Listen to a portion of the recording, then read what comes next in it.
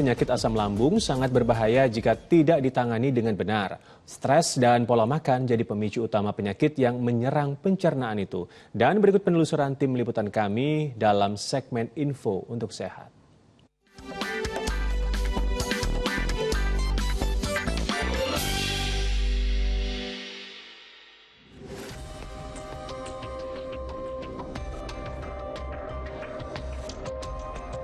Asam lambung, salah satu penyakit yang sering kita dengar. Tapi apa ya penyebab pasti dari asam lambung dan bagaimana cara mengatasinya? Yuk kita bahas dalam informasi untuk sehat selengkapnya.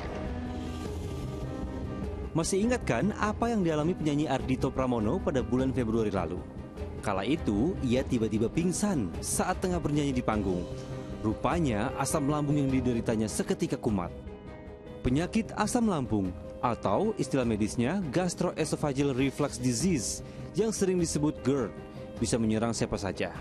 Pola makan yang buruk dan stres menjadi pemicu utama penyakit ini. Perih banget pokoknya, perihnya tuh perih banget. Habis itu kayak sesek gitu loh di ulu hati. Naiknya asam lambung umumnya disebabkan tidak berfungsinya lingkaran otot pada bagian bawah kerongkongan.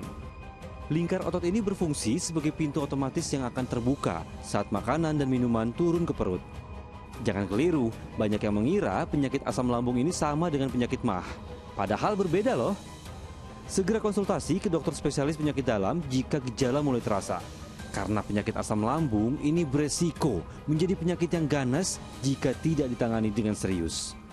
Sedangkan dispepsia itu adalah kondisi di mana pasien akan merasa tidak nyaman, kemudian perut kembung, kemudian mual, kemudian pasien akan merasa nyeri ulu hati, perih, bahkan bisa merasa terbakar di ulu hati. Dan sedangkan pada GERD itu pasien akan merasa terbakar pada dada atau kita sebut heartburn. Pasien bisa mengalami yang namanya luka di lambung, ulkus.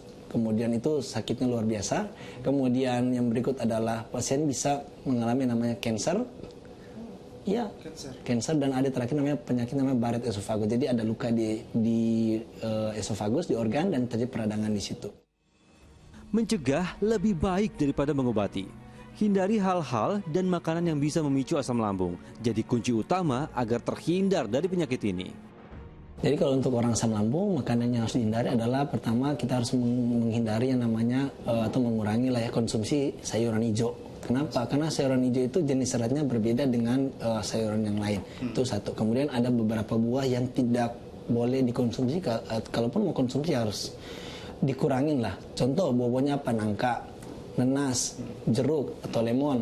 Kemudian mangga, tomat itu kalau bisa kita hindari. Selain sediakan makanan ringan untuk mengganjal perut, ada baiknya juga menyediakan obat lambung bila sewaktu-waktu rasa sakit menyerang. Agi Kurnia Sandi dan Nyoman Ifrozim melaporkan dari Jakarta.